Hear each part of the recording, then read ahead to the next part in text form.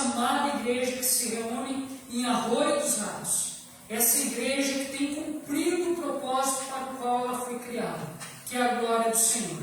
Te agradecemos, Deus, pela vida do obreiro dessa igreja, pela família do obreiro, Deus, e neste momento pedimos que a tua graça, o teu amor e a tua paz esteja sobre a vida dele. Que ele possa, Senhor, discorrer daquilo que o Senhor já tem ensinado a ele, Senhor, durante esses anos. Em nome de Jesus, abençoa, Senhor, todos os pastores que estão aqui. Abençoa, Senhor, o examinador. Dê a ele discernimento, sabedoria na condução, Senhor, desse concílio. Como também abençoa, Senhor, o teu povo que está conosco nessa tarde. Em nome de Jesus. Amém e amém. Cantamos.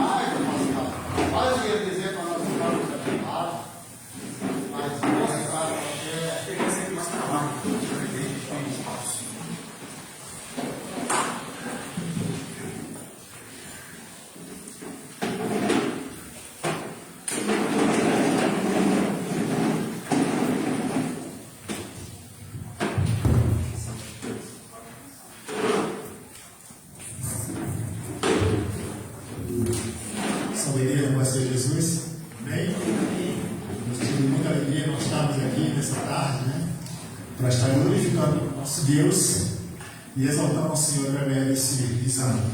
O Senhor Pastor Alberto, a Igreja Batista Boas Novas em Minas Soares. E o início do Concílio Moreira. A primeira pergunta que nós queremos dirigir ao irmão é o irmão contar o seu momento da sua conversão e o seu chamado para nós aqui da mesa e para a igreja nesse instante. Tenha vontade. Primeiramente, boa tarde a todos, dizer para os amados irmãos da igreja que é um tempo muito especial e é um privilégio poder viver esse momento, é um momento ansiado, aguardado, e o Senhor nos permite passar neste tempo. Quero dizer para os irmãos que a minha conversão foi um processo. Eu sou nascido num lar evangélico, meus pais batistas, e visão nos locais onde nós trabalhávamos, montando alguns pontos de pregação dentro dos locais onde tivemos a oportunidade de trabalhar. Isso fez parte da nossa vida e da nossa caminhada. Mais tarde, Deus nos chamou então para virmos para o Rio Grande do Sul. Quando nós viemos para o Rio Grande do Sul, já tinha uma convicção de chamado ministerial. Porque eu tinha algumas dificuldades, porque na minha primeira visão, meu chamado era apenas um chamado missionário. Minha função era apenas evangelista, era o meu chamado. Essa era a minha convicção. Quando Deus me chamou para o ministério, eu coloquei diante de Deus o seguinte: falei, Senhor, se realmente o Senhor me quer como pastor na tua obra, eu quero que o Senhor confirme isso. E essa confirmação veio através do pastor Joraceu Viraus, da Igreja Batista Seara, em Itapemirim, que me convidou, chegou perto de mim e falou: olha, a igreja identifica o chamado de Deus para o ministério pastoral da tua vida, e nós queremos lhe convidar. A igreja, ela quer convidar para que tu possa ir então para o seminário, e a igreja vai custear o seminário para ti. E eu entendi ali então a confirmação para o chamado pastoral. E durante esses 13 anos, temos 10 anos aqui no Sul, temos desenvolvido então o ministério. Glórias a Deus. Creio que realmente não há nenhuma dúvida, né? Por Deus, com certeza ele já foi chamado. Não é uma questão de responder aqui a nossa sequência como homem, né? Responder o homem chamado. E eu creio que a mesma não tem dúvida para a resposta do irmão. Creio que todos aprovam, né? Esse instante, em nome de Jesus. Também vamos passar para o examinador desse instante. Feedback em outros momentos para facilitar a nossa comunicação. Tem carregado então de avaliar o mundo teologicamente. Fique bem tranquilo, tá? A nossa intenção aqui com o pastor Jardim ressaltou no começo. E apenas examinar a sua capacidade e habilidade de manejar a palavra. Amém? Vamos respirar fundo agora. Passei recentemente por esse momento, sei como é que é. Fique bem tranquilo. A gente vai fazer alguns blocos de perguntas, tá? Dentro de cada área da teologia sistemática. No final de cada bloco, os pastores vão ter a oportunidade de questionar alguma pergunta ali adicional. A gente pode começar aqui pela área da soteriologia. Tá?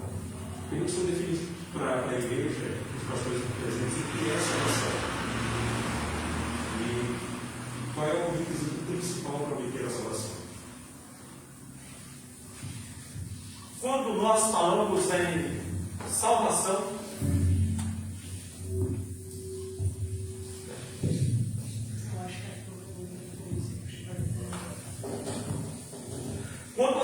em salvação, nós estamos falando da disciplina que nós poderíamos defini-la como soteriologia. É isso. A salvação é uma graça que o Senhor nos concede. A salvação é um resgate. Todos nós estamos perdidos, Isaías vai dizer isso, perdidos, desgarrados, como ovelhas sem pastor. E Deus então decidiu mudar a nossa vida, nos resgatando do poder das trevas, de uma vida de maldição, para agora para a sua graça e para sermos então, nos tornarmos filhos dele, sermos participantes da sua graça, pessoal. Agora, aprofundando um pouco mais a qual é o requisito para obter a salvação? Crer. Atos 16. Atos 16, versículo 31. Vai nos contar a história. Paulo e Silas estavam ali naquele momento especial, presos, né? Mas ele apresenta aqueles homens que foram impactados ao ver Deus agir naquele momento. Eles perguntam, então, o preso, o carcereiro, pergunta: o que precisa fazer para ser salvo? Atos 16, 31, ele vai dizer: precisa crer. Então precisa crer. A meu princípio de salvação é crer no Senhor Jesus. Exato. Então, eu gosto muito do exemplo de que se uma pessoa, um indivíduo entra aqui na igreja, ele recebe o Senhor como Jesus, o Senhor Jesus como o único e suficiente Salvador, e ele sai daqui, não foi batizado ainda, ele só fala publicamente, ele expressou a decisão dele, e ele foi assassinado ali na porta porque ele tinha uma dívida com alguém. Aquele indivíduo, ele foi salvo ou não? Foi salvo. Ele foi salvo. Nós vamos verificar que o requisito que Deus quer é crer. Algumas pessoas vão até usar o texto de Marcos, colocar: não, mas tem que ser crer e ser batizado. Mas no final a sequência vai dizer que a base é crer. O irmão consegue dizer para nós qual é a ordem da salvação? A salvação é um ato, um processo e um ato. O primeiro ato é conversão, justificação, regeneração, santificação e adoção. Primeiro ato. Conversão, como falamos, Atos 16, 31, é o crer. É o crer.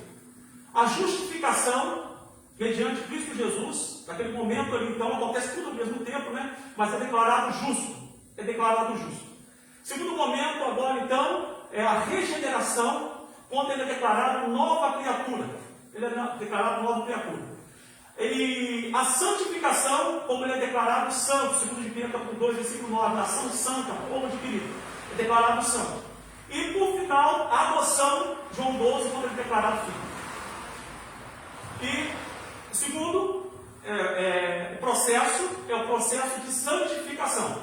1 de Pedro, capítulo 1, versículo 16, vai dizer: olha, sede santo porque eu sou santo. Então, a partir desse momento, nós começamos um processo de crescimento para nos tornarmos semelhantes a Jesus. E o final, a glorificação, que é Romanos capítulo 8, final do capítulo, que é o momento do ápice, louvando e exaltando o Senhor, e a nossa partida para a glória de Jesus.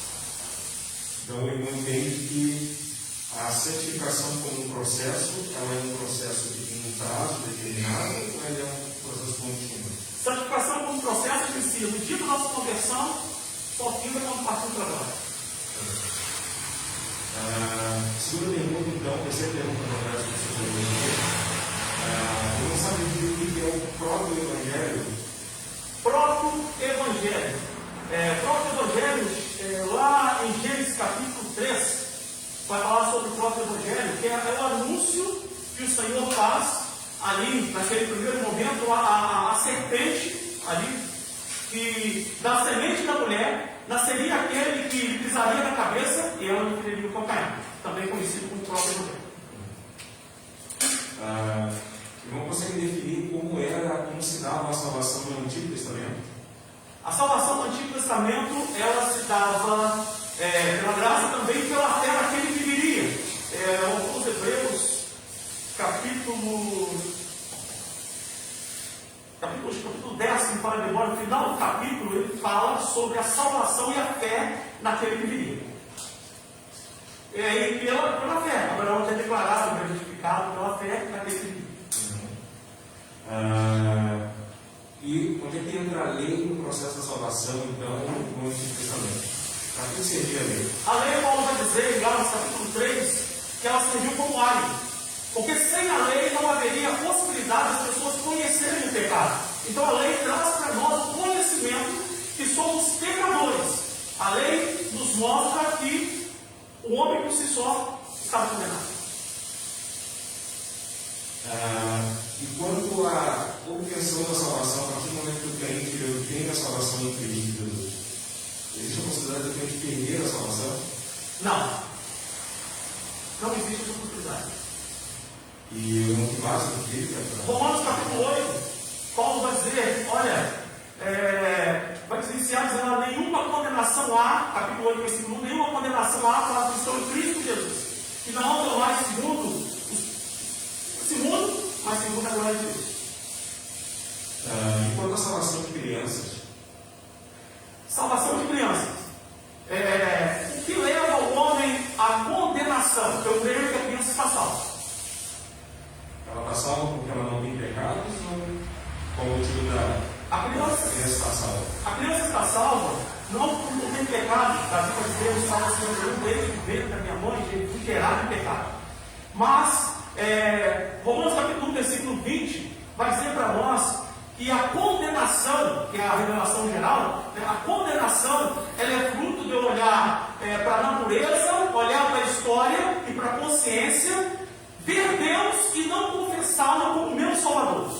Uma criança, ela não tem condição de olhar para a consciência, nem para a história, nem para a natureza e confessar o Senhor como Salvador.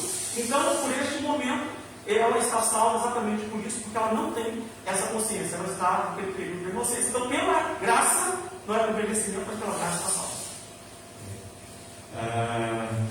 Já que o irmão definiu aí que a salvação é obtida pela graça, Deus ele manifesta a sua graça apenas para os salvos? Não. A graça, existe duas graças. A graça comum, Mateus capítulo 5, versículo 45. A graça comum poderíamos dizer, são as obras naturais. As obras naturais. A chuva, o sol. Isso faz parte da graça comum de Deus. E isso é ostensivo a todos. Isso é ostensivo a todos. A graça salvadora, Tito capítulo 2, versículo 11, somente aqueles que confessam Jesus como Salvador a obtêm. Agora, a graça comum, todos a obtêm. Bons e ruins. Os pastores têm mais alguma pergunta sobre teologia?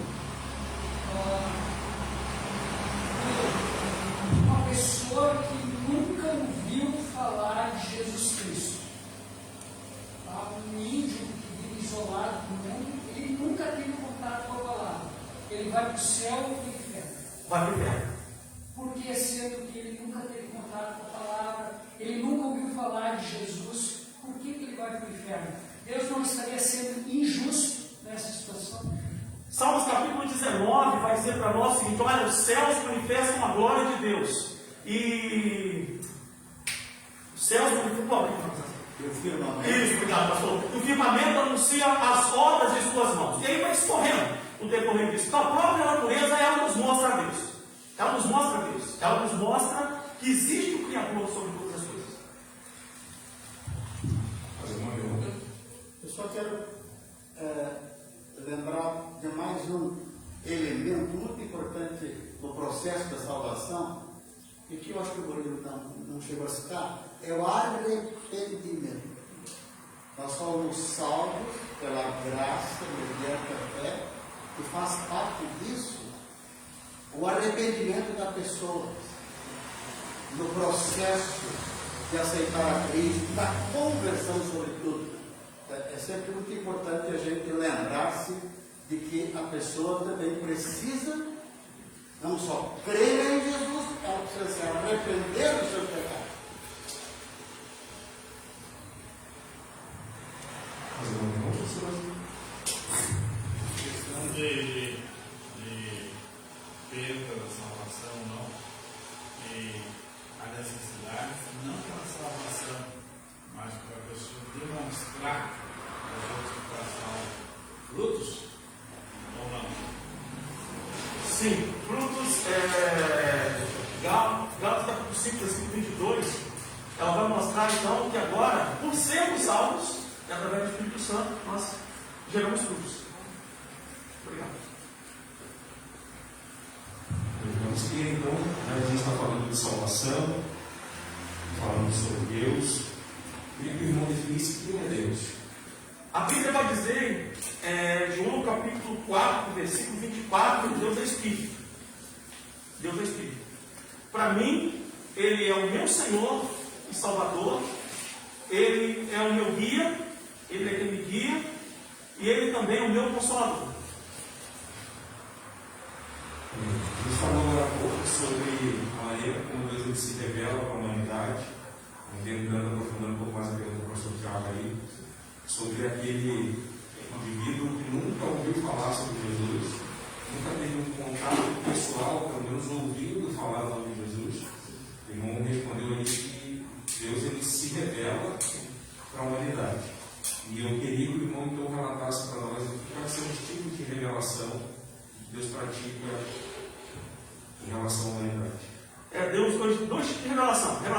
especial, que é Deus se revelando a todos os homens, de todos os tempos, de todos os lugares, e a revelação especial é Deus se revelando a homens específicos, de lugares específicos, em épocas específicas, culminando na palavra de Deus. E Deus, ele, quando se revela plenamente à humanidade, quando ele faz a revelação especial, ele se revela plenamente para quem ele, para os salvos. Deuteronômio 29 diz que nem tudo é revelado. Ele revela, mas nem tudo. Deuteronômio 29 diz que as coisas reveladas são para nós, as que não são, porém são para Deus. Ainda falando um pouquinho sobre o tema ali, quais são as áreas da teologia sistemática? São 10 áreas da teologia sistemática. Soteriologia. Deixa eu formular a pergunta. Quais são as áreas de estudo da teologia, incluindo aí a teologia sistemática? Nossa, obrigado. A teologia são quatro áreas, então. A teologia prática, que é o dia a dia do pastor. A teologia histórica, todo o material produzido pela igreja. A teologia bíblica, que é eu pegar um determinado texto ou um determinado tema e extingui-lo dentro de um capítulo ou dentro de um livro. E a teologia sistemática, quando eu pego um determinado texto e examino ele na Bíblia toda para que eu tenha uma abrangência geral. Perfeito.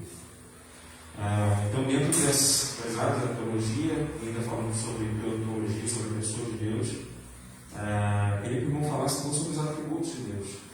Atributos de Deus comunicáveis e incomunicáveis. Os comunicáveis são aqueles que eles comunicam com o ser humano, que ele partilha. Por exemplo, o amor, a justiça, a própria santidade, em parte ele compartilha com o ser humano. E as incomunicáveis são aquelas que pertencem somente a ele, né, que é o Salmo 139, vai falar sobre isso, a onisciência, a onipresença, a onipotência, e Malaquias vai dizer sobre a imutabilidade. Perfeito. Ainda sobre teologia, queria que o irmão falasse um pouquinho para nós sobre a diferença entre imanência e transcendência. Imanência, Deus está presente na criação e Ele está presente na história. Transcendência quer dizer que Ele transcende a compreensão humana. Jeremias 23:23. Agora uma pergunta muito importante. É uma pergunta que a gente vai se deparar no nosso dia a dia do cuidado pastoral. Alguém chega para o irmão Murilo e pergunta: irmão Murilo, Deus criou o mal? Qual é a resposta? Não, Deus não criou o mal.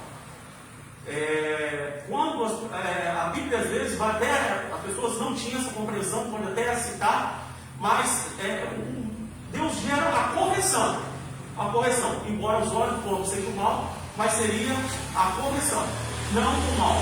Gênesis 1:31 vai dizer: olha, tudo que Deus fez era bom. Abacuque 1:13 vai dizer: olha, Abacuque vai questionar o Senhor e dizer: Senhor, tu é tão bom, mas tão bom que o Senhor não é capaz de ver a maldade.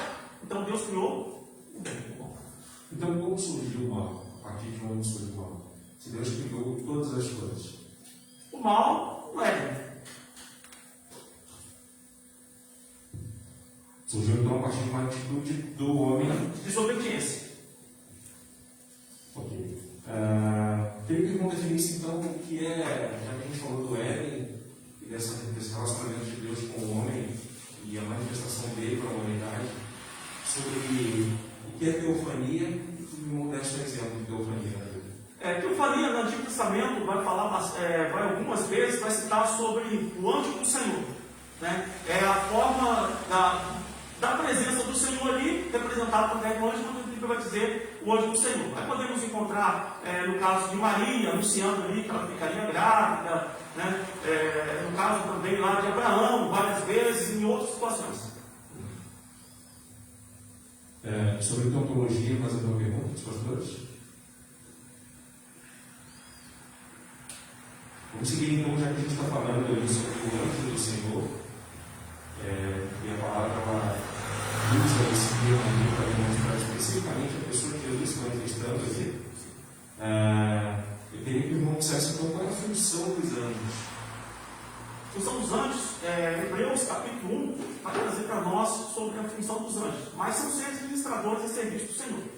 Por exemplo, Salmos capítulo 34, versículo 7, vai dizer que os anjos do Senhor acampam ao redor dos temem e os livram. Então ali tem a função de livrar, de proteger. Em outras situações, nós vamos ver como mensageiros.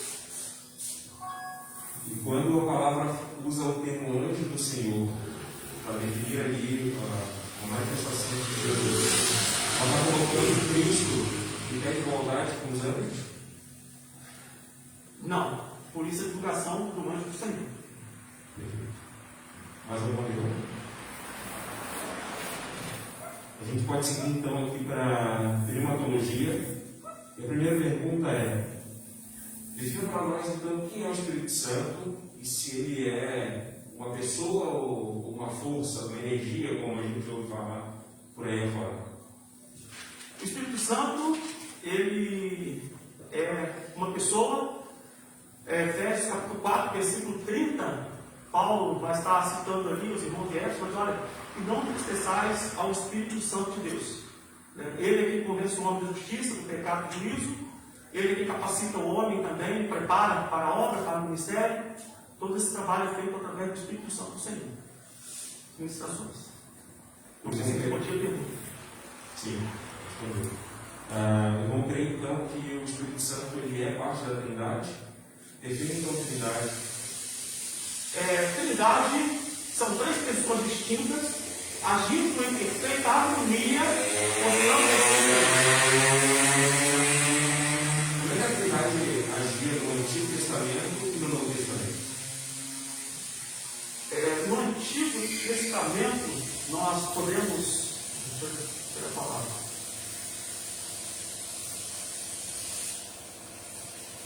Vamos poder citar ali manifestações da Trindade, passado da Trindade no Antigo e no Novo Testamento. Manifestação da Trindade no Antigo e no Novo Testamento. No Antigo Testamento, poderia citar lá na criação, quando ele vai dizer: façamos o homem a nossa imagem e segundo a nossa semelhança.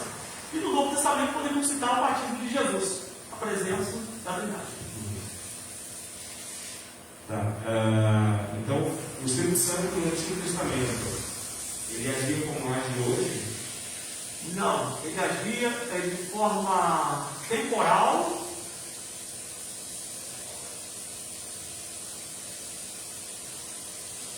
Tem uma outra palavra esqueci. Proposicional? Obrigado. Beleza. E como é que funcionava então essa atuação proposicional e temporal do Espírito Santo? De forma. Explica um pouquinho para a gente como é que funciona essa atuação. Por exemplo,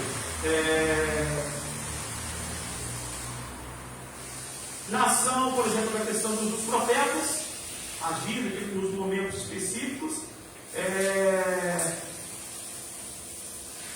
poderia dizer também assim,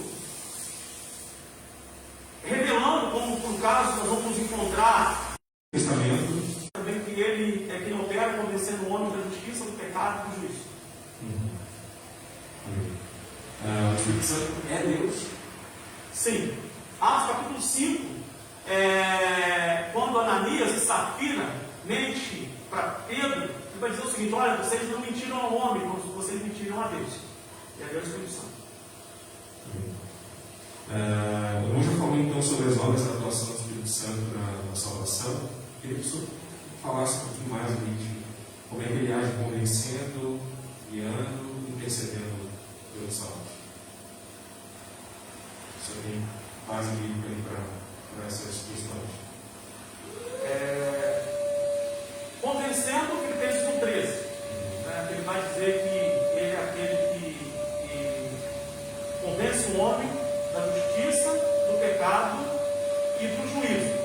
Guiando, eu poderia citar, não me lembro memória agora onde está, mas naquele momento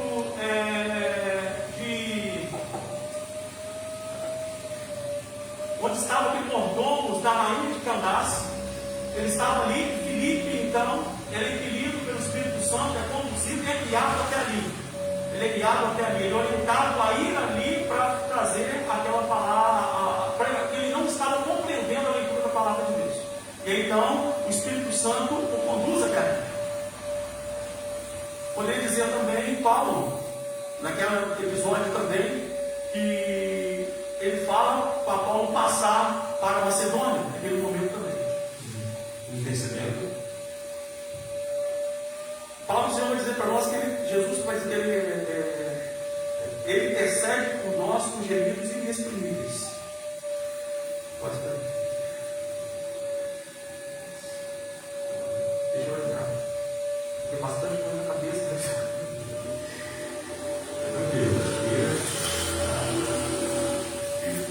Efésios 4. Intercedendo.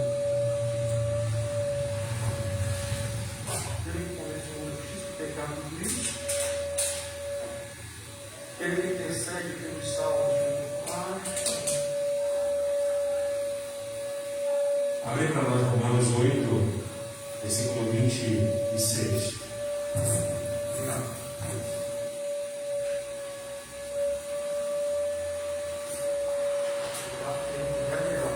Romanos 8, 26.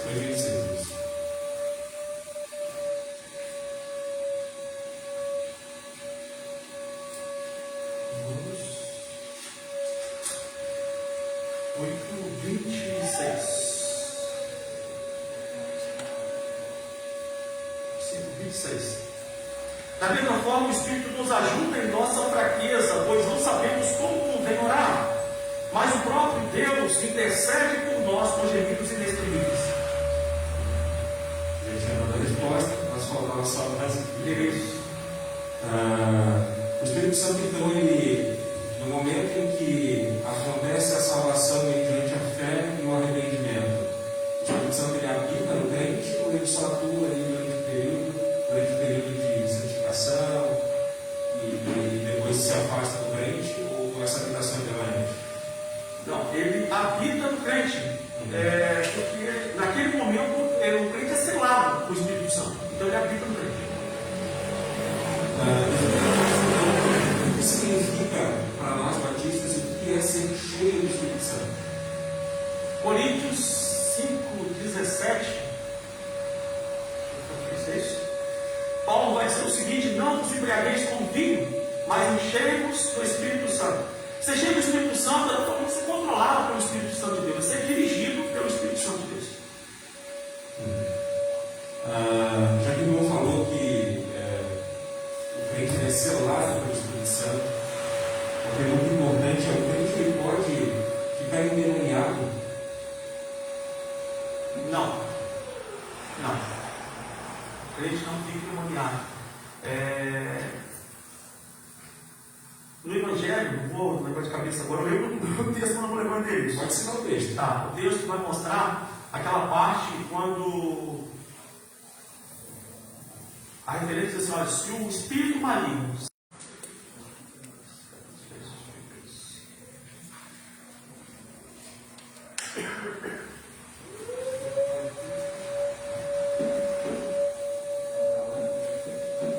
Não é texto, eu disse errado.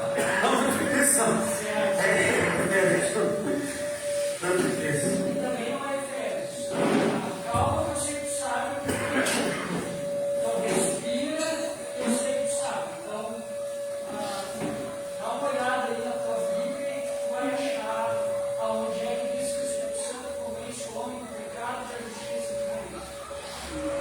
João, capítulo 16, versículo 8. Segundo texto, eu também sei que você sabe. Assim como Coríntios 5:17.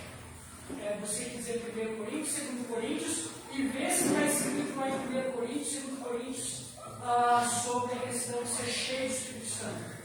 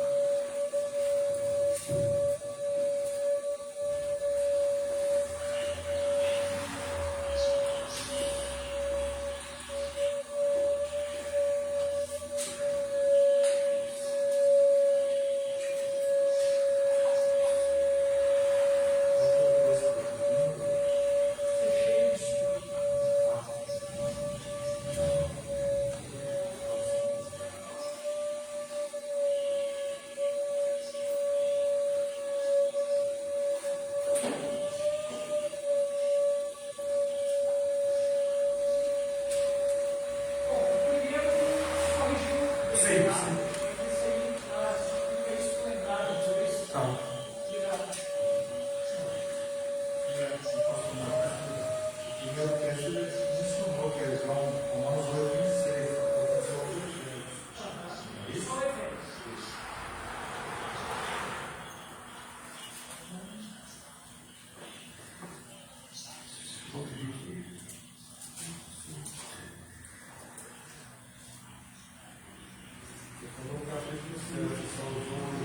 Efésios capítulo 5, versículo 18. Não vos embriaguem com vinho que leva de libertinagem, mas deixe-se encher pelo Espírito Santo.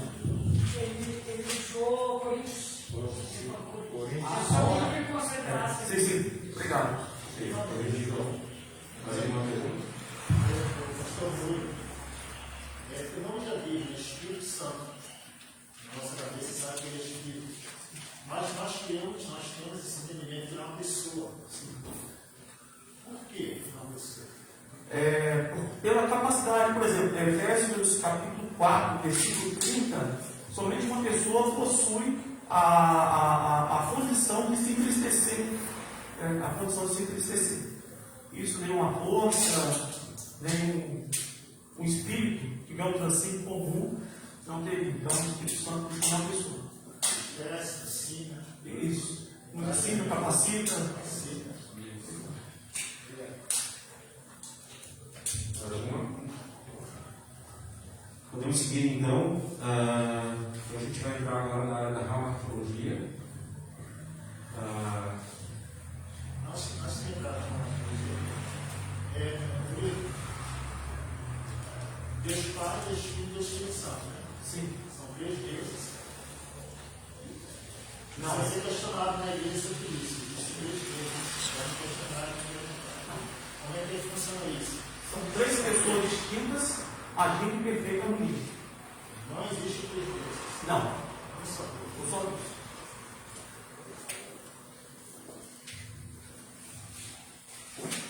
Vamos seguir então. Então a gente vai entrar então agora na área da raumatologia. E eu queria que o João Maria então definisse para nós o que é o pecado. Pecado.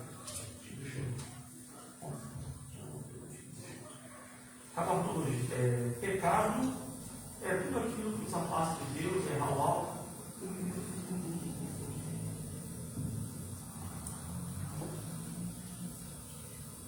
Pecado poderia definir também desobediência ao Senhor.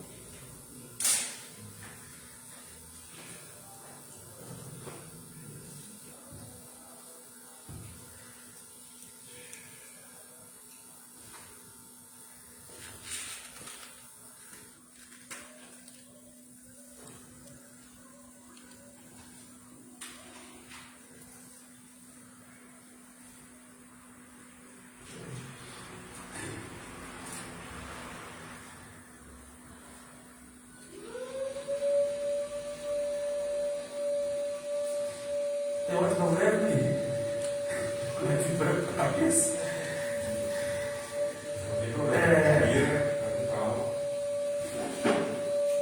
Primeiro João. Você já respondeu. Você é desobediência a Deus. 1 João 3,4. 1 João 3,4 vai dizer para nós assim. 1 João, capítulo 3, versículo 4. Todo aquele que transgride o pecado, todo aquele que pratica o pecado, transgride a lei de Deus. De fato, o pecado é a transgressão da lei de Deus. Desobediência à lei de Deus.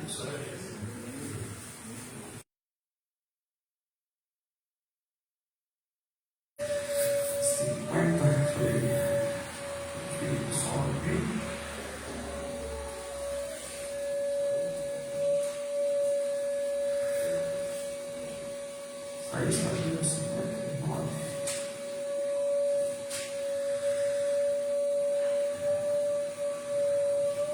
(59:2) vai dizer assim: olha, mas o seu Deus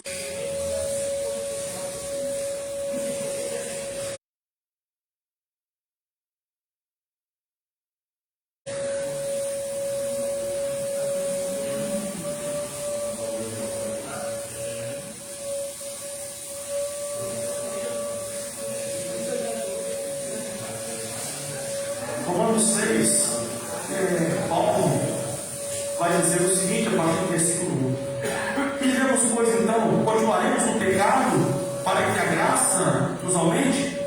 De maneira nenhuma. Nós, os que morremos para o pecado, como podemos continuar vivendo nele? Ou vocês não sabem que todos nós que fomos batizados em Cristo Jesus, fomos batizados em sua morte? Portanto, fomos sepultados com ele na morte por meio do batismo, a fim de que, assim como Cristo foi ressuscitado dos mortos, mediante a glória do Pai, também vivamos uma nova vida. Então, Romanos capítulo 6, Paulo vai estar trazendo essa orientação. O crente não deve pecar, ele não deve viver uma vida de pecado, porque nós fomos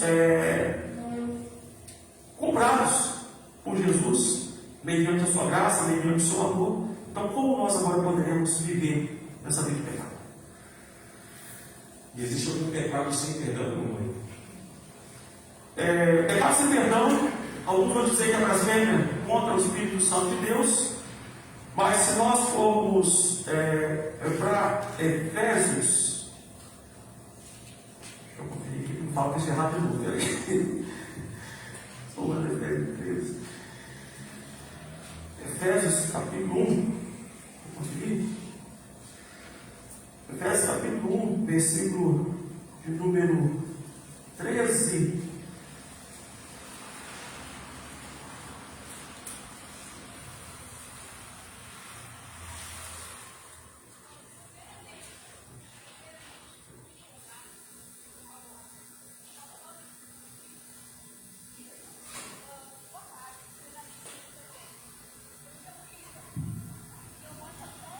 Não, João, melhor, eu falo isso errado.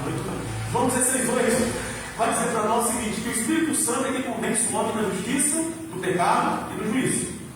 Então, o único pecado, o único pecado que não tem perdão é não confessar Jesus como Salvador. Mas nós confessamos Jesus como Salvador, estamos salvos. Deus ele pode nos tentar? Não. Esqueci onde está o endereço, vou dizer. Está no Tiago, vai dizer assim: alguém ao ser tentado, não diga que é tentado por Deus, porque Deus não pode tentar ninguém. Eu só não lembro o endereço certo. O cabeça agora não tem. Está certo, correto mesmo.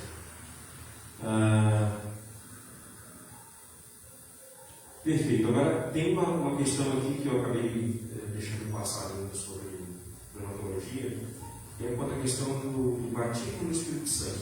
O que nós batistas acreditamos sobre o batismo no Espírito Santo e que momento ele se dá? No momento da conversão. Filipenses, agora eu vou ler. Filipenses 3, está certo.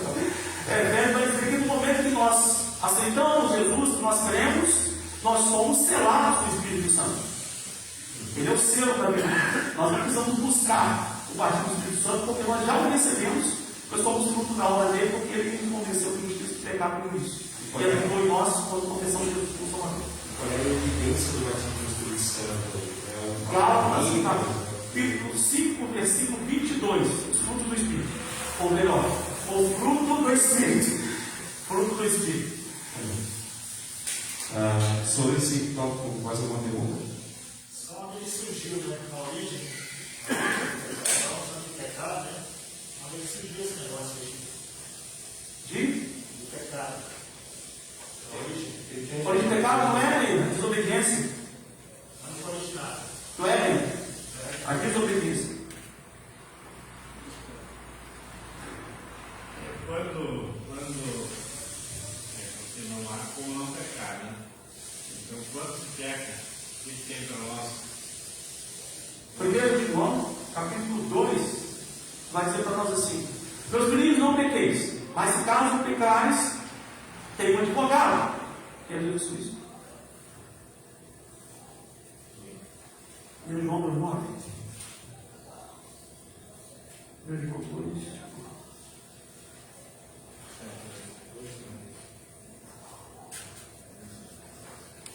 Isso. Ah, não. É que João 2. 2 João 2. Tá.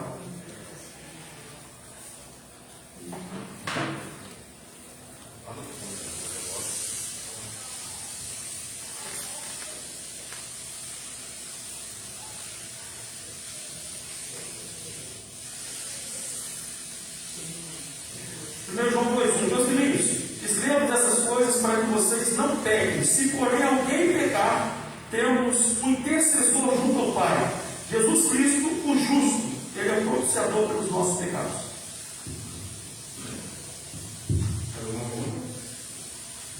A gente pode avançar aqui para a área da bibliologia. Murilo, nós temos a prática de afirmar que a Bíblia ela é perfeita e que ela não contém erros. Você não acredita nisso? Sim.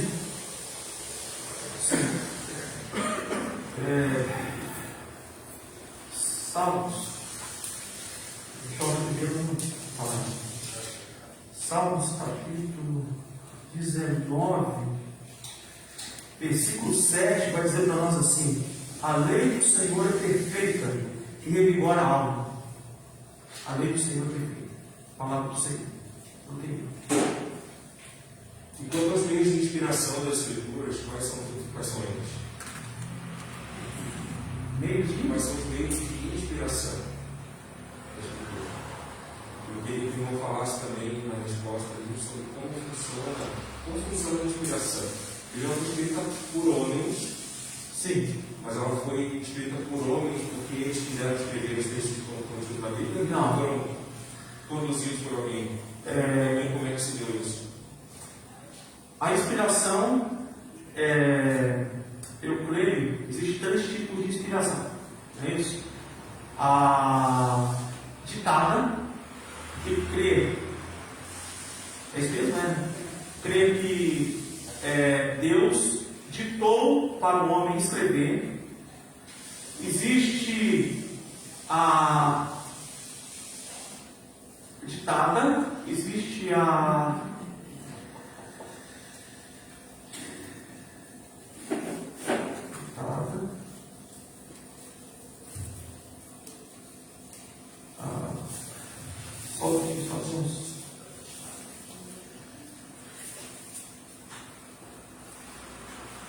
deu confusão nos nomes, eu espero por isso.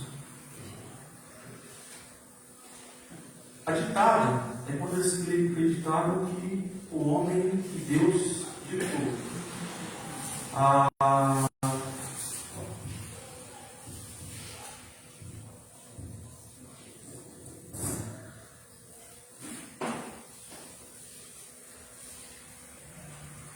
Eu sei, mas nós queremos, nós temos que lembrar as coisas. Se eu não lembrar o nome para definir, não tem problema. Fala da definição dela que o nome vai ver. Tá, mas eu tenho que dizer que nós vemos que a Bíblia ela é a palavra de Deus de capa a capa. Não é isso? Ortodoxia. Isso é a palavra é ortodoxia. Nós temos que a Bíblia é a palavra de Deus de capa a capa. E a neortodoxia. Neortodoxia crer que a Bíblia, que ela contém a palavra de Deus somente naqueles textos que falam sobre Jesus. E liberalismo, não é isso? Liberalismo é papai. A gente está entrando em outro assunto. Não, eu não vou na cabeça, peraí. Eu vou fazer o seguinte, então, vou te fazer pergunta aqui. Define, então, os meios de inspiração da Escritura que nós temos. Não, para mim, quais são, o que são esses 3 meios de inspiração da Escritura? a dinâmica é como se fosse ditado. A verbal, ela passou, o homem, Deus permitiu que não escrevesse, mas é verbal pleno. Passou pelo livro de Deus. Falta um. Eu fico com Ditado, verbal e dinâmico. Ditada, verbal e dinâmica. e acredita que o homem escreveu por si só. E qual é o meio? Nós lemos a Bíblia que Deus permitiu que o homem escrevesse, mas passou pelo livro de Deus. Por isso é que a palavra de Deus, 1 de Pedro, 2 Pedro 1, 21, vai dizer que a Escritura não se deu por vontade humana, mas sim por homens santos, separados por Deus. Alguma pergunta mais sobre biologia? Pergunta para você agora, quantos livros tem no Novo Testamento e no Antigo Testamento? Total 66, 39 no Antigo e 27 no Novo Testamento. Olha o índice aí para ver se Então, quando vai que a minha Bíblia seja obrigatória,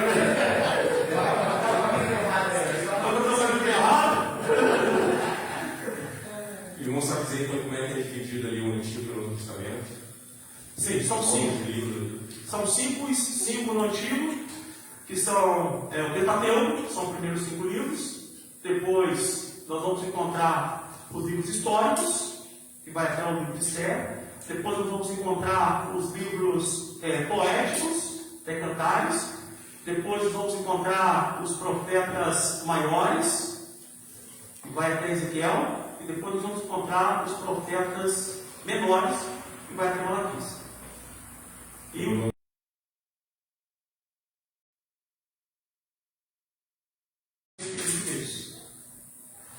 ele também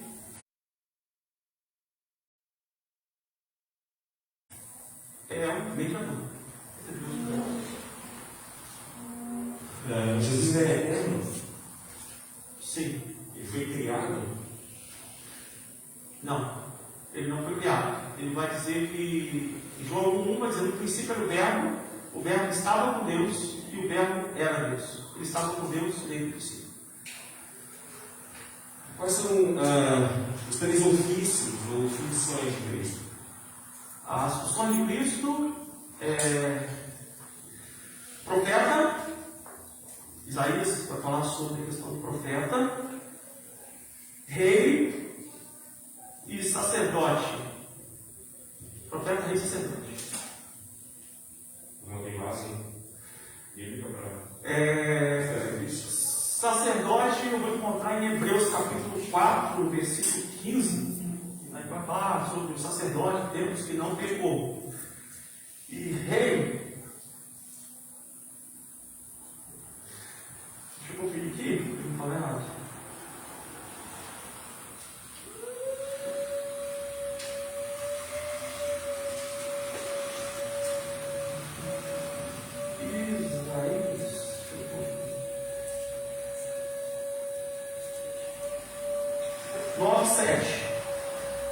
Ele estenderá o seu domínio e haverá paz sem fim sobre o trono de Davi e sobre o seu reino estabelecido e mantido com justiça e retidão desde agora e para sempre. Ele disse o Senhor dos Exércitos para isso. E a outra citação que poderia fazer também, aquele momento de Pilatos, né? Pilatos também coloca o rei. Eu não creio então que Jesus ele é o único mediador entre Deus e o homem. Sim. Sim. Qual é a base bíblica para isso?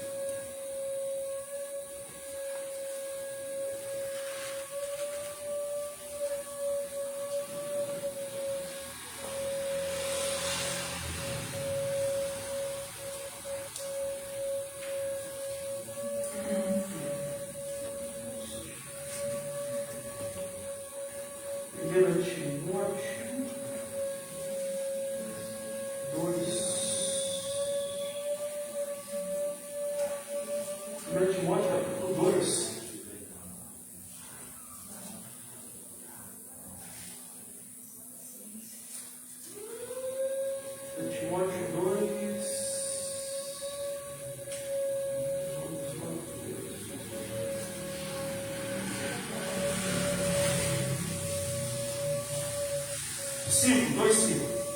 Pois há um só mediador entre Deus e os homens, o homem Cristo Jesus. Amém, perfeito. Já que o irmão falou então sobre os 3 ofícios de Cristo, eu irmão falasse então sobre quais são os 2 estados de Cristo. Humilhação e exaltação. Filipenses capítulo 2. Quer ler? Você tem que perguntar? Não pergunta. Fala Filipenses capítulo 2, a partir do 6. Filipenses capítulo 2.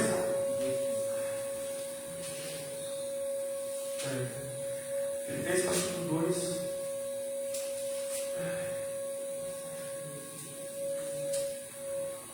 Vai dizer o seguinte, 6 a 11, tá? Que embora sendo Deus, não se considerou ser igual a Deus,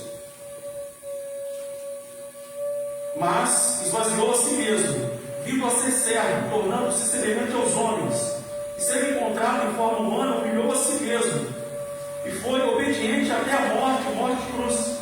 Por isso Deus o exaltou à mais alta posição, e lhe deu um nome que está acima de todo nome, e para que o nome de Jesus se torne todo o joelho, nos céus, na terra e debaixo da terra, e que toda língua confesse que Jesus Cristo é o Senhor, para a glória de Deus Pai.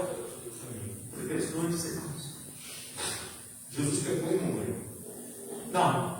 Hebreus capítulo 4, versículo 15, o autor aos Hebreus, deixa eu lá. O autor aos Hebreus vai dizer para nós assim, Hebreus 4, capítulo 4, versículo 15, diz assim: pois não temos um sumo sacerdote que não possa compadecer-se das nossas fraquezas, mas sim alguém que, como nós, passou por todo tipo de tentação, porém sem pecado. Ainda falando sobre a pessoa de Cristo, vamos saber o que é, o que significa a palavra kenosis. Esvaziamento. Eu li em Filipenses. Perfeito. Enquanto o fato de Deus ele ter se baseado, ter vivido como nós, fala um pouquinho sobre a união hipostática. União hipostática quer dizer que era 100% homem, mas também 100% Deus. E isso quer dizer que uma natureza ela anula a outra, sendo 100% homem e 100% Deus. Em algum momento a natureza humana anula a natureza divina de Deus ou não? Não, não anula. Perfeito. Mais alguma pergunta sobre a cristologia? Ou isso? Não? Então a gente vai passar agora para eclesiologia.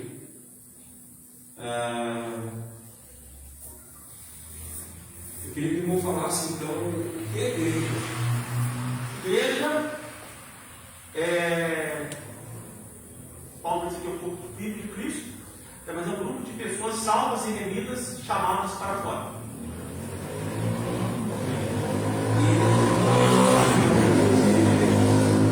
Pessoas salvas e remidas, qual é a utilidade para que serve a igreja? A igreja, ela tem como função dar continuidade à obra de Cristo, propagação da palavra, deixa eu ver, e anunciar a esperança de Jesus.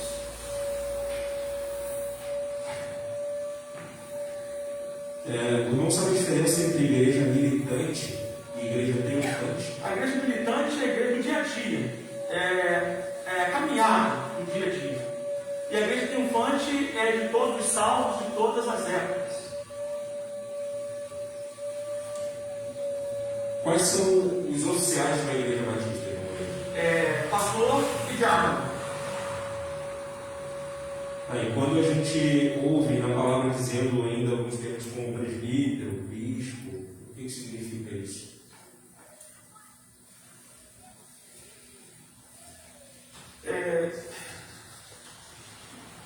Dentro do caso, dentro da denominação batista, você quer saber o significado do passado? Nós encontramos na palavra esses Sim, termos. sim. Presbítero, bispo, eles têm diferença com o pastor? Tem alguma questão Seria- hierárquica nisso? Não, acho que seria mais a área de funções, né? Funções.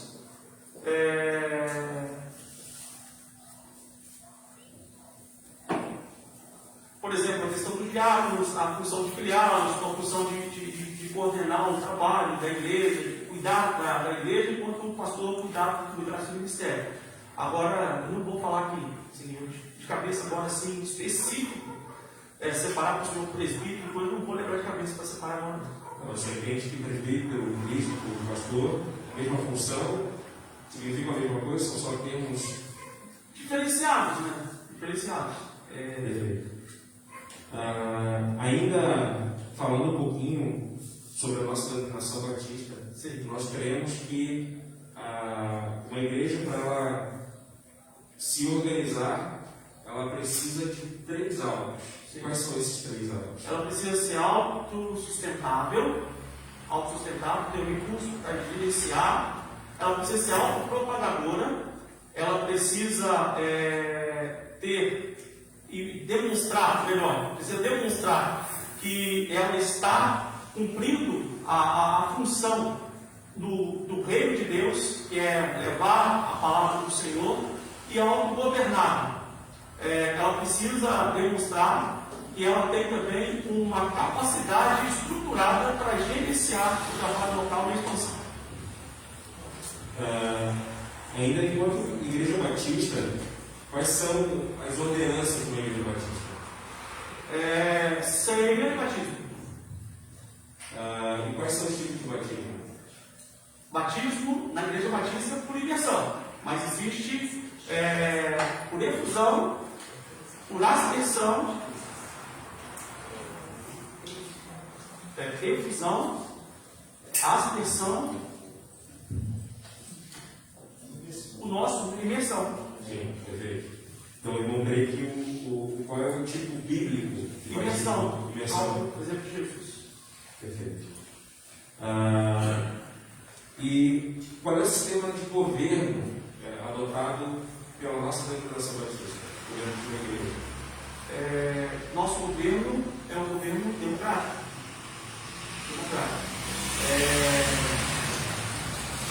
Quer que fale um pouco do mais fácil para lembrar também? É o episcopal. Ele é o Papa, né? É o Papa que dirige. O presbitério, que é um grupo de leigos, juntamente com o grupo de clérigos. O congregacional, que é o nosso regime de governo, né? E o livre, onde cada um mais possível. Nosso é o congregacional. Perfeito. E não tem alguma base bíblica para defender por que nós, batistas, adotamos o modelo de governo congregacional democrático? Por que nós adotamos esse estilo de governo?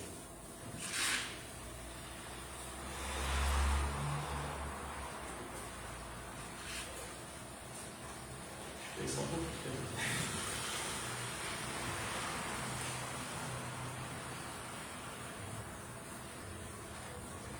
Sempre governo, para deixar os rapazes aqui para isso, para o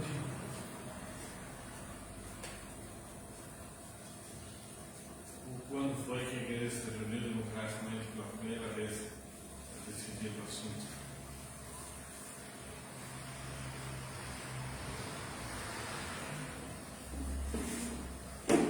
Nós vamos encontrar a questão dos diáconos, né? Os diáconos, quando eles se juntam para ver necessidade.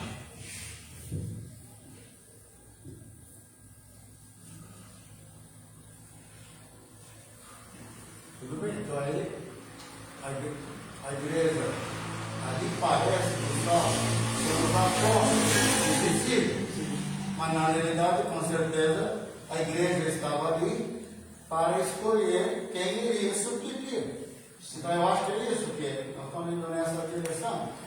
Então isso constitui essa Assembleia da Igreja, quer dizer, não é um que dirige, não é Pedro, suposto pela Igreja Romana, Papa que dirige, não, é o grupo que vai decidir. Eu acho que é isso que eu vou estar querendo dizer quando mencionou os diáconos. Sim. Olha, é um exemplo, é um bom exemplo.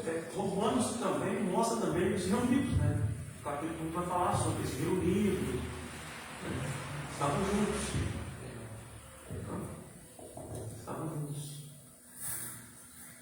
Eu acho bom, é bom, porque eu até queria dizer para o irmão, quando o irmão faz a pergunta do capítulo, dizer o que é a martiologia, esse palavrão, porque tem muita gente que não, né? Então, se eu surgir mais alguma coisa nessa, explica sobre o que você vai ouvir.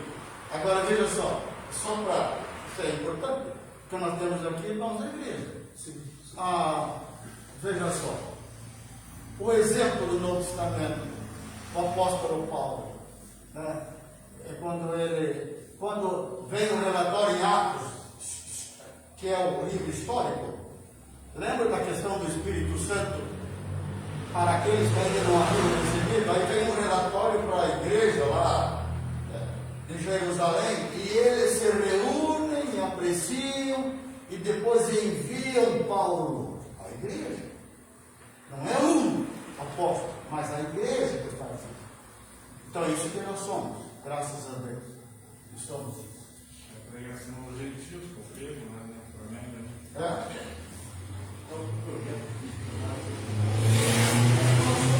Aqui, pergunta para Murilo responde, tá bom? Posso fazer assim? A resposta do Murilo, a gente anota depois ali, que caso ficar alguma questão, entramos em contato com o Murilo e explicamos direto com o Murilo. Por favor, toca. A gente comentou sobre as ordenanças de uma igreja batista, ele não respondeu corretamente a lição ceia e batismo. Uma pergunta muito importante, Murilo. O batismo por si só ele salva?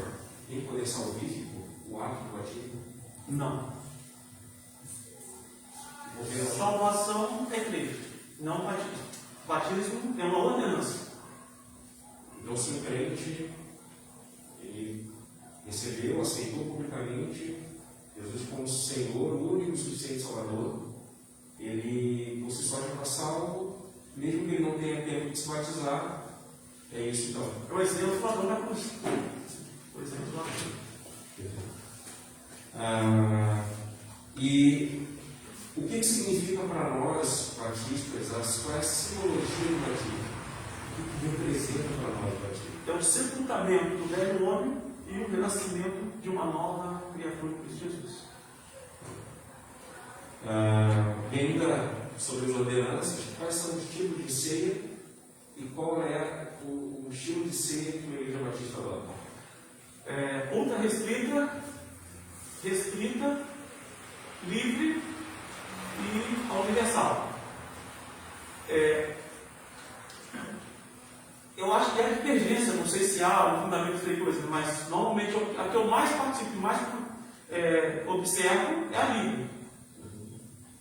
O senhor consegue definir? A livre é para todo aquele que é batizado, né, em nome do Pai, do Filho e do Espírito Santo, não o batismo quando criança, mas o batismo de convicção, de conversão em Cristo Jesus. Isso independente da denominação do crente. Isso independente da denominação do crente. E os outros tipos de ceia? A ultra restrita seria a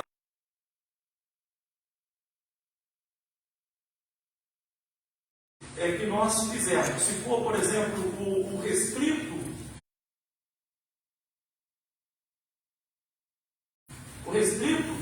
participa, mesmo tendo, por exemplo, outras pessoas aqui da Igreja Batista, eles não poderiam participar. O ultra restrito. A ultra restrita seria apenas para a igreja local. Para a igreja local. Não abrangeria nem mesmo, no caso, se fosse hoje a ceia, só poderiam participar os irmãos daqui. Nem os pastores que estão conosco aqui participando desses anos não poderiam participar. A restrita, eles já poderiam participar porque são da mesma denominação. Porém, caso houvesse ou há, eu não sei, outros irmãos de outras denominações, não poderiam participar, porque apenas a restrita, ela abrange a denominação. Perfeito. Então, enquanto a nossa posição, enquanto batista,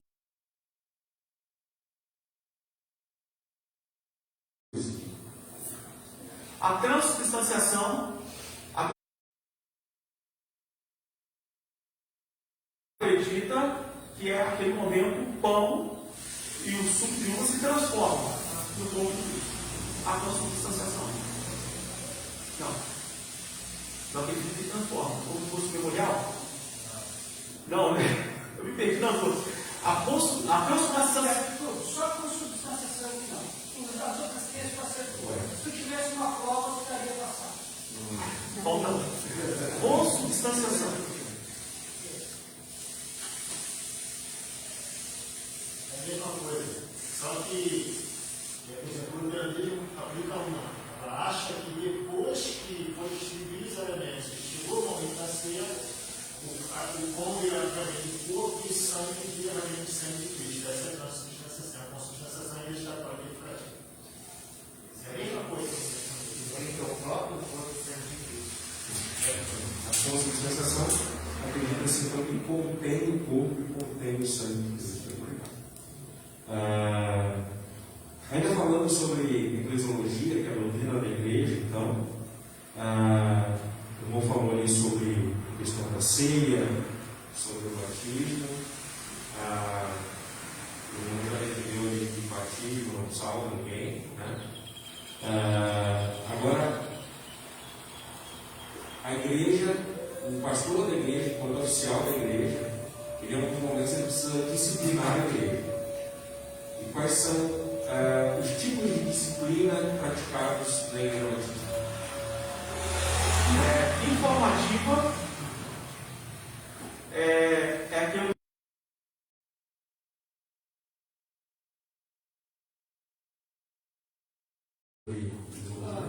para a igreja tem que saber por que se exclui uma pessoa. É porque tu está tirando a laranja podre do cesto. Por quê? É para não contaminar os outros que são perfeitos. Como é que tu lida com isso?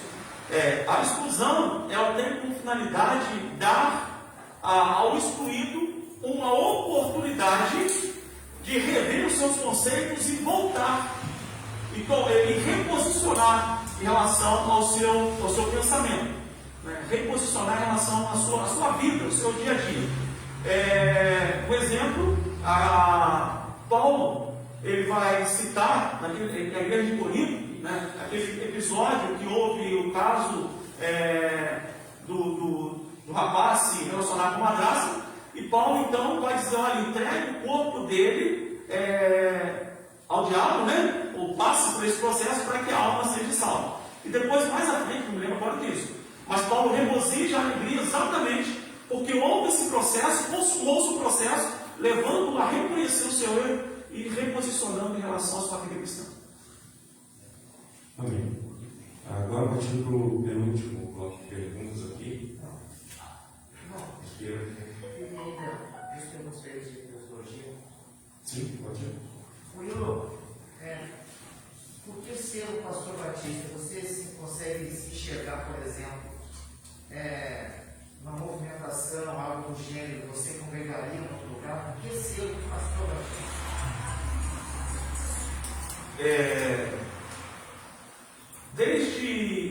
Eu já fiz trabalho com muitas igrejas, tá? Eu fazia trabalho na trem, pregava, mas eu tenho a convicção, eu sou batista por convicção, não por opção.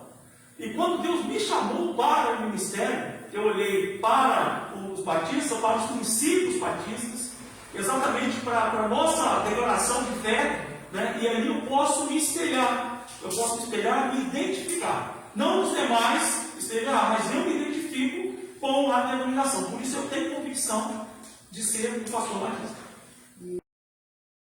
Nessa convicção existem 3 linhas de raciocínio, inclusive está no site da nossa convenção.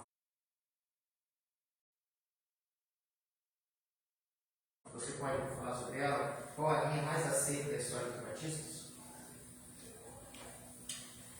Onde foi que surgiu a primeira igreja batista? A história dos batistas, desde 1608, na Holanda, iniciou um grupo de pessoas ali, uma colônia que estava na Holanda, era de irmãos.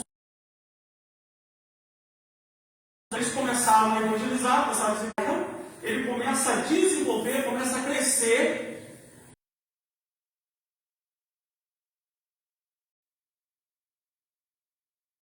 Chegando ao ponto de precisar ter algumas instruções, e eles tinham algo que identificavam, alguns princípios. E esses princípios eram os 5 princípios. O primeiro princípio era a Bíblia como única fonte de fé, regra e prática. O segundo princípio é a independência entre a igreja e o Estado. O princípio também da igreja local, dela ser autônoma,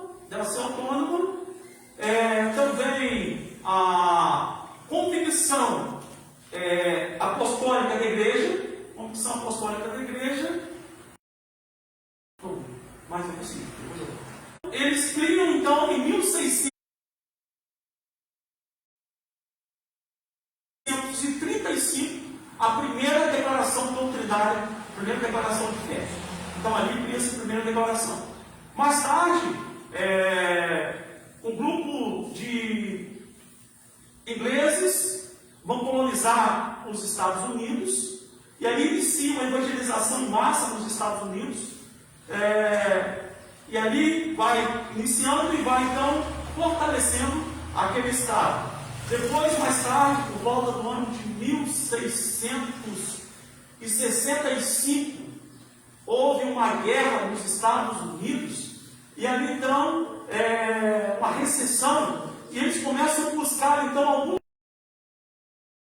produtores rurais, olham e começam em 1667, eles vão então para a região de Santa Bárbara do Oeste, que fica em São Paulo. E ali em Santa Bárbara do Oeste, eles iniciam, constroem uma capela, e ali eles começam a congregar. Essa capela em Santa Bárbara do Oeste é uma capela pequena, que existe até hoje. Essa capela em Santa Bárbara do Oeste é um templo pequeno, já passou pela terceira reforma, e no fundo dessa capela, aos túmulos, onde estão ali sepultados vários irmãos nossos em Cristo, americanos, estão sepultados no final. Ali apenas um brasileiro, entre aqueles túmulos ali, naquele túmulo do brasileiro está escrito assim: a tua fé te salvou. Ele fica hoje no meio do Canavial, sempre que eu estive lá visitando, né? Fica no meio do Canavial, São Paulo, Santa Bárbara do Oeste. E depois, mais tarde, aí eu esse grupo vem para apoiá-los, vem com Thomas Harris, vem para ajudá-los, e eles dividem então com o templo batista metodista, sendo que Thomas Harris fica ali, mas ele não vê uma perspectiva no Brasil, porque naquele período o Brasil não era um país laico, ele não tinha liberdade religiosa. Quem imperava no Brasil era o catolicismo que ordenava. Então, por esse motivo, ele não vê no Brasil uma perspectiva, e ele volta para os Estados Unidos e sem perspectiva de avanço no trabalho no Brasil. Mas mais tarde o trabalho vai acontecendo, mais tarde há uma mudança, graças a Deus há uma abrangência, e começa então Antônio Pereira, eu esqueci o nome, mas ele se converte, e então por volta de 1882 construída, então, constituída a primeira igreja batista para os brasileiros, que era na Bahia. Esse trabalho foi abrangendo, o trabalho começou a desenvolver, crescer no Brasil, tornando-se, então, hoje, nós somos em torno de, nos estados, em torno de 33 convenções, somos em torno de 33 convenções, e temos em torno de 12 mil igrejas batistas, e em torno de uns 2 milhões de batistas no Brasil. Só para dar uma palavrinha bonita nessa aula de história. Mas ele começou a dizer uma coisa que eu vou dizer, eu tenho que dizer, que o missionário enviado pelos irmãos batistas americanos para o Brasil, nessa época, de 1800, chama-se William Booth. E a última igreja organizada por ele no Brasil, em Porto Alegre, foi a Igreja Batista Central, junto com o pastor Arlen Smith. E o túmulo dele, se você quer visitar, está lá no cemitério Batista. Graças a Deus.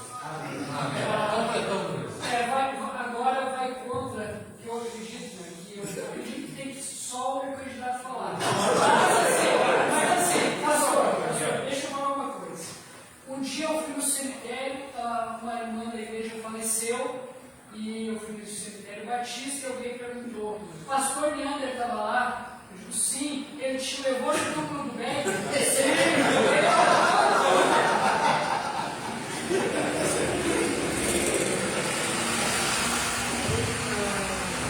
Agora, mais alguma pergunta? Já começou a história de Batista, então, agora o último bloco aqui, já falar um pouco sobre ética. Murilo, diz para nós como deve ser a vida devocional de um pastor batista, de um pastor. Depois a gente vai avançar um pouquinho com as outras questões. A vida devocional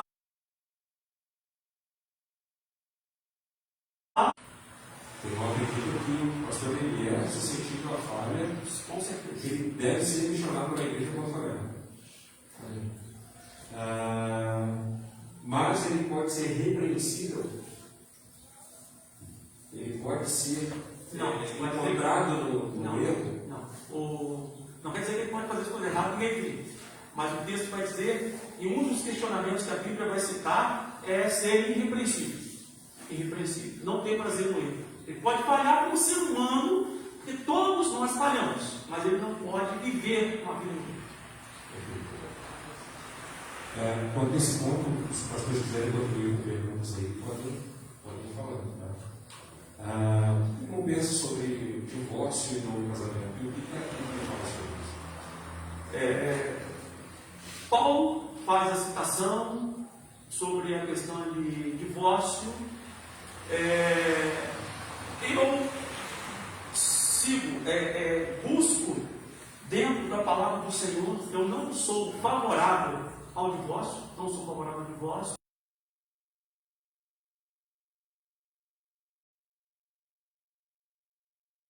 Por exemplo, uma irmã que vai confidenciar para o Senhor a religião.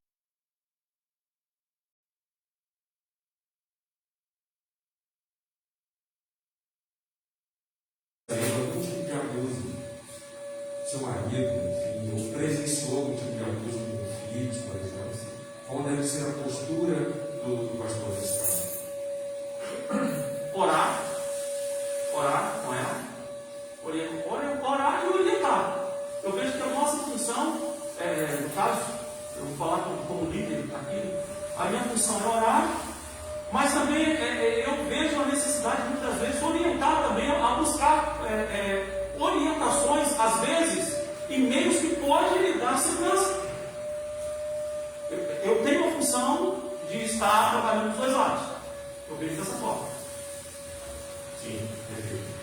Ainda falando sobre casamento, qual é a posição do irmão sobre a questão do casamento entre pessoas do mesmo sexo? Esse é um tema que tem ainda batido muito a nossa porta. Daqui a pouco a gente vai ser questionado sobre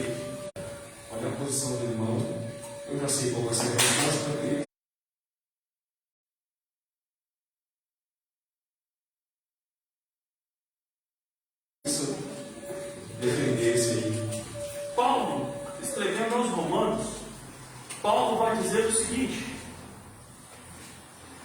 que Romanos capítulo 1, ele vai dizer assim, olha, eu vou ler sobre a ira de Deus, a partir de 18. Portanto, a ira de Deus é revelada dos céus contra toda impiedade e injustiça dos homens, que suprimem a verdade pela justiça,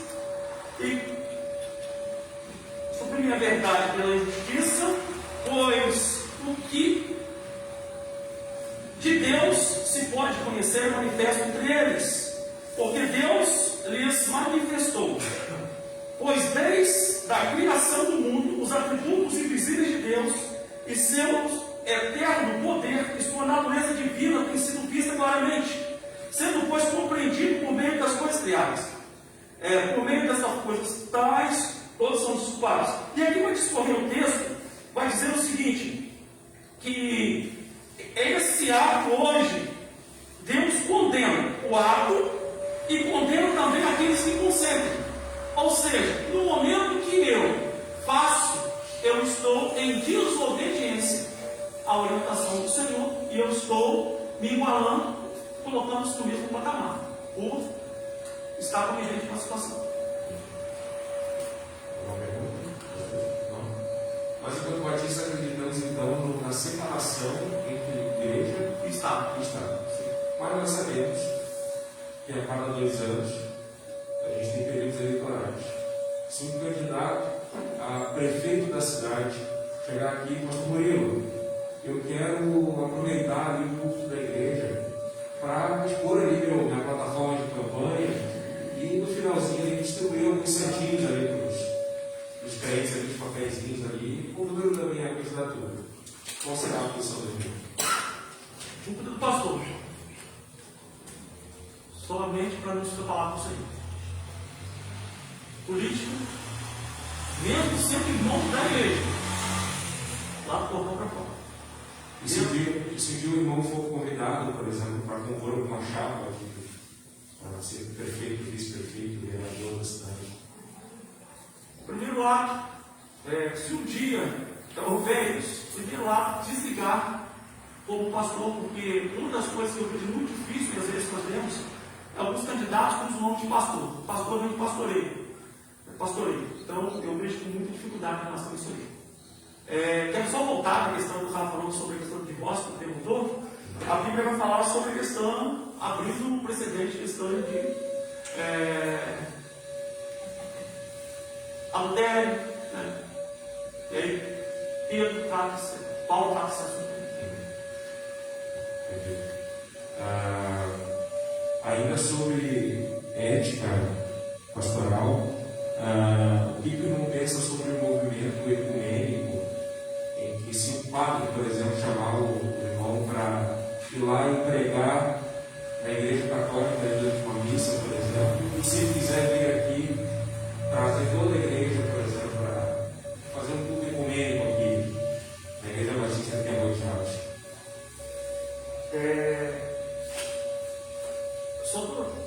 Biblicamente totalmente fora, porque não tem como haver comunhão. Eu vejo que não tem como haver comunhão, uma vez que a forma de crer é diferente e as convicções são diferentes. Então não tem como participar de um trabalho ecumênico, porque se eu participo de um trabalho junto com a outra pessoa que tem uma perspectiva e uma visão diferente, e eu estou junto com ele, como depois eu posso contestar, não só com o pai, mas de dever de seguimento, contestar que essa atitude está errada por isso, se eu estou juntamente com ele, estou convivendo com ele, estou participando juntamente com ele. E agora, a última pergunta aqui, o pastor Tiago tinha levantado uma questão aqui, por exemplo, sobre o pastor Maurício perguntando sobre a tua intenção de ser o pastor batista. E agora, a minha pergunta se algum dia o pastor Sérgio Murilo se desgostar da denominação batista, por exemplo, agora eu vou ser um pastor independente. Qual deve ser a postura de um pastor quando ele toma esse tipo de decisão pessoal, o pastor batista, quando ele deve prosseguir? Ele chega e muda a fachada da igreja, ele bota ali igreja do evangelho, não sei o que lá, certo? Como deve ser a postura? Postura, primeiramente, que eu vejo é o seguinte. Não estou dizendo que o irmão vai tomar essa Não. decisão. A postura que eu vejo é a seguinte. O primeiro ponto que eu vejo é que, partindo desse ponto, se tem alguém que tem que sair, está o líder. Inclusive, no próprio estatuto, que nós somos congregação, nós temos um estatuto, no nosso estatuto até está amarrado sobre esse assunto. Está amarrado sobre esse assunto. E, nesse caso, havendo uma dissolução, o espaço ficará com aqueles que permanecerem fiéis. E eu vejo tem divisão só parte 1, que é o diabo. Ele é o único inimigo. Então, se algum tio, digamos, essa possibilidade de não mudei minha visão, mudei minha perspectiva, e eu hoje creio em outras coisas, primeira coisa, procurar a convenção, pedir o meu desligamento da convenção, após aprovar, caso eu seja, pedir o desligamento, olha, hoje estou seguindo a minha visão, a minha percepção, eu vou seguir, essa é a minha convicção a partir de hoje. Pedir o desligamento. E aí, no caso, a igreja levando, até orientando também, levando como a igreja deve proceder juntamente com a convenção. Nesse sentido. Agora concluir, o irmão, então, aceita e concorda com todos os termos ali do código de ética da ordem dos pastores batistas brasileiros e com também com a nosso princípio doutrinário batista? Sim. Com cada item que está aí. Eu não lembro todos. Você já leu? Sim, porque é para fazer o missionário. Sim. Você só concorda com todos os que estão aí. Mais alguma pergunta? Pois, primeiro, voltando um pouquinho para a fisiologia, acho que faltou fazer esquecemos de fazer uma pergunta. Quanto ao plano cooperativo, você, qual é a sua posição? Eu acho, a minha posição é que eu penso que é vergonhoso uma igreja que não participe. Essa é a minha posição. Nós temos como congregação, hoje, estamos com o tesoureiro presente ali, a alegria de poder dizer o seguinte, como congregação, nós participamos hoje de todos os compromissos denominacionais, tanto local, tanto no estado, quanto no país. Bem, voltando um pouquinho para a ética, como é que você trabalha com a questão do aconselhamento feminino? Nunca me expus. Eu não aconselho, quando é homem, sozinho. Agora, o caso normalmente mais, porque fica mais à vontade, Agora, sair, vou visitar, minha esposa está sempre comigo. No fim, o pastor Tiago pediu a relação. Você é arminiano ou palmeirense?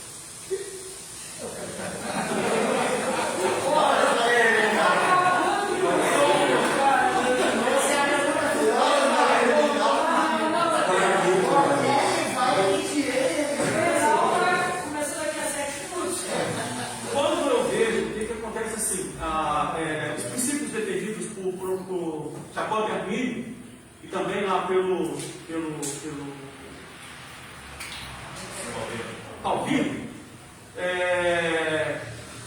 eu penso que são convicções humanas.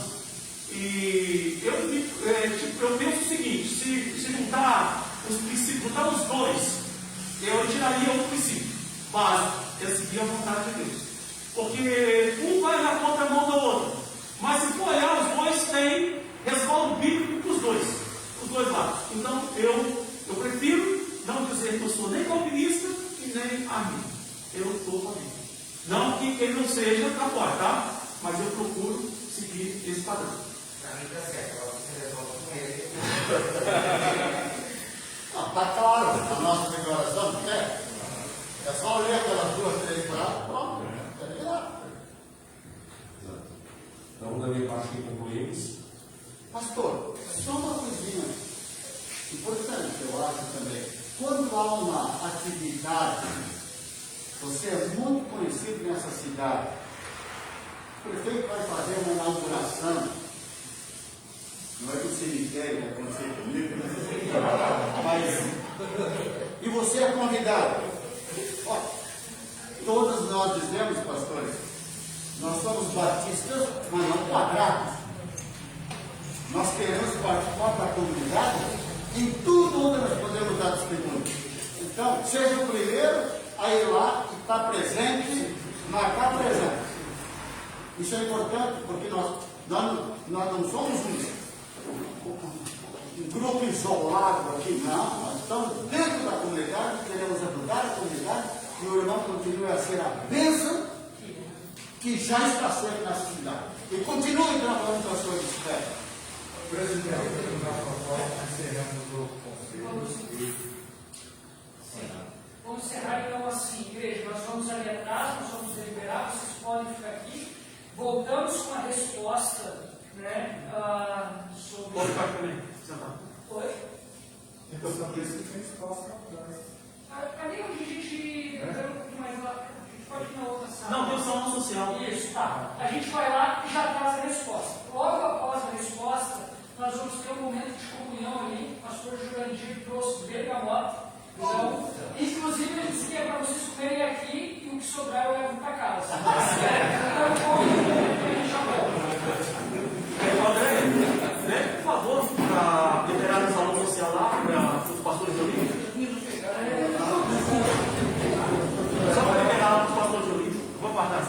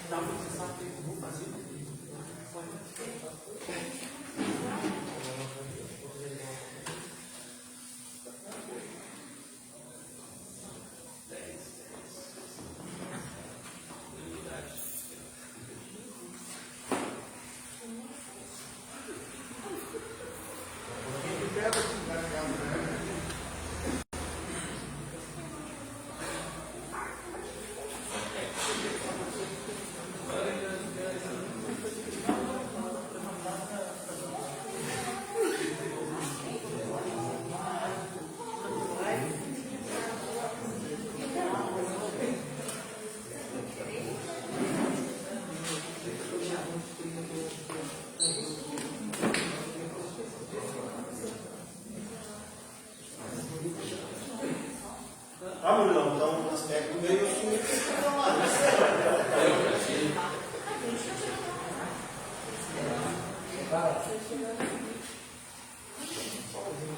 até ele morrer de nada, já não fica lá.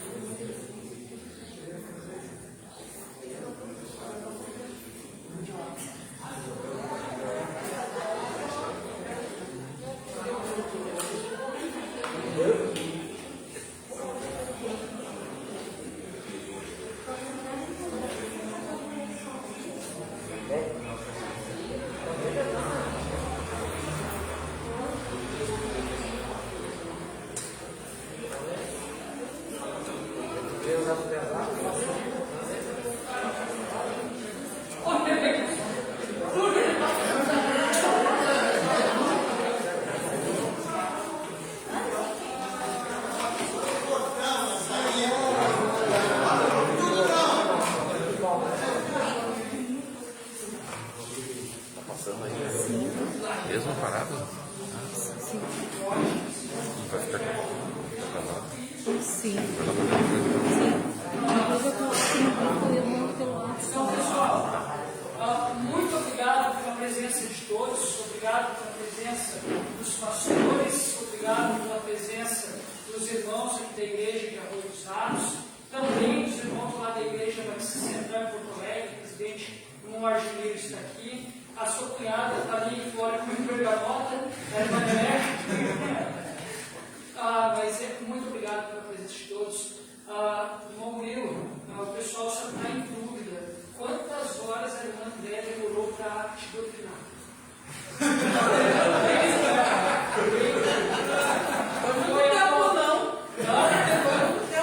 Não foi rapidinho. Então ensino segredo. Eu demorei. Mas assim, irmã André, parabéns pela vida do seu marido. De forma unânime, você passou nesse concílio. O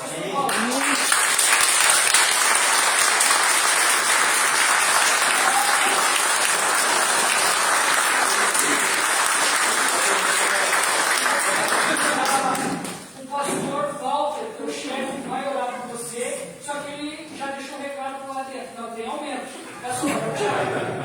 Pessoal, amém, amém. Vamos orar então. Vem cá, mano. É uma Bíblia. Deus me deu a figura. Olha aí. Simbolicamente, então, meus queridos, estendendo nossa mão. Não é simbólico. Bora abençoar a nossa vida. vai lá, André. Vem, André. Por gentileza. As filhas estão lá, né? Não trabalho. Não trabalha. Alguém tem que trabalhar nessa casa. Oremos. Deus, estamos aqui diante do Senhor, do seu servo, da sua serva, que tanto se preparou, que já é um pastor, e agora pela tua graça, pela tua misericórdia, passou pela aprovação desse conselho. Que o Senhor possa confirmar a cada dia a obra das mãos do seu servo. Confirme a cada dia a obra das mãos dos céus. E é no nome de Jesus Nós oramos e agradecemos pela vida desse casal missionário e desta igreja aqui nessa cidade. Amém. Amém. Amém.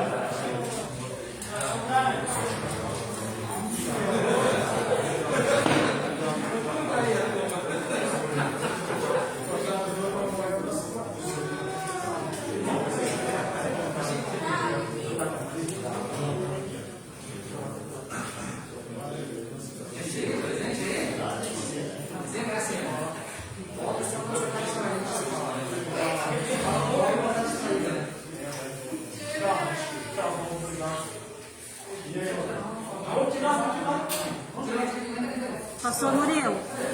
Pastor Murilo. Ô, pastor Alberto. Peço para o pastor Murilo dar uma.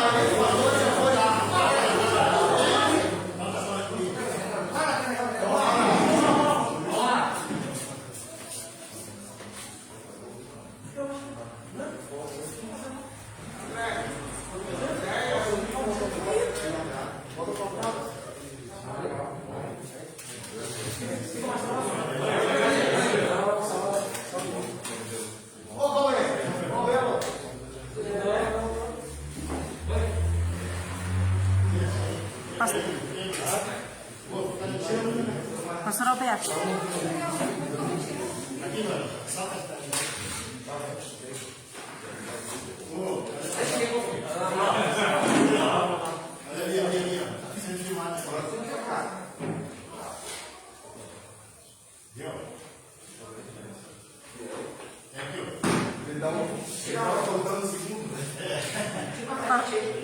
Pastor Murilo.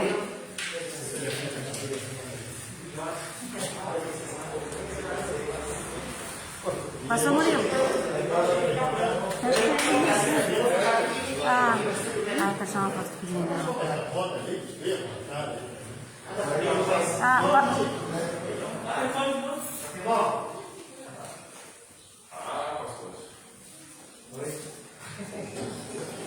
Pastor Murilo.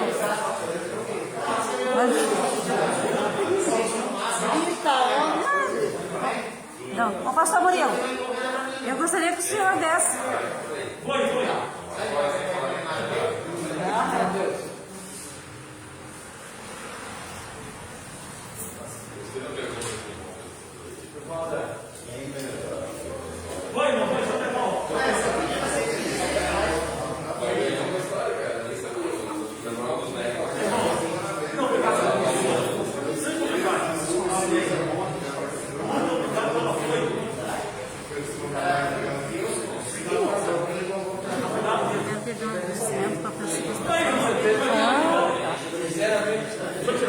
Eu queria que o senhor desse uma palavrinha de agradecimento para as pessoas que estão me parabenizando, incentivando o seu estudo. Meus amados, chega para trás um pouquinho para facilitar muito. Eu quero agradecer aos irmãos pela participação, na alegria de estarmos juntos, participando desse momento histórico da minha vida. É um tempo de estudo, um tempo de dedicação, mas graças a Deus não finalizou o ciclo. Eu penso que apenas iniciou de forma diferente agora. Graças a Deus chegamos à questão da ordenação ministerial.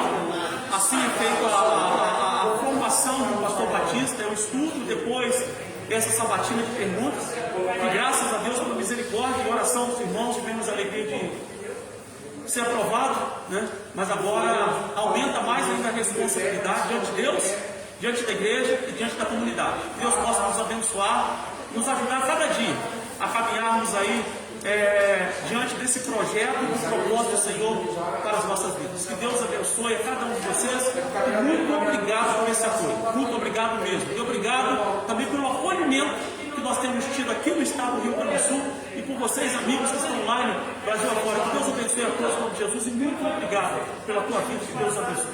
Amém.